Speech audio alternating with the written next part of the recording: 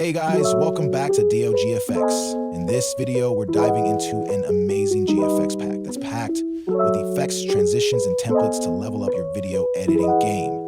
I'll show you what's included, how it works, and how you can use it to make your project stand out.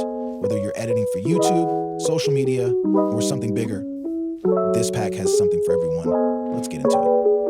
The GFX pack is given in the description.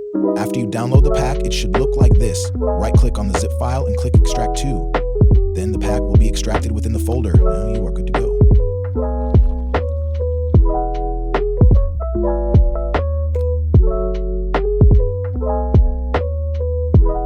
Here is a preview of the GFX pack. Please make sure to subscribe and like the video before we get into the pack.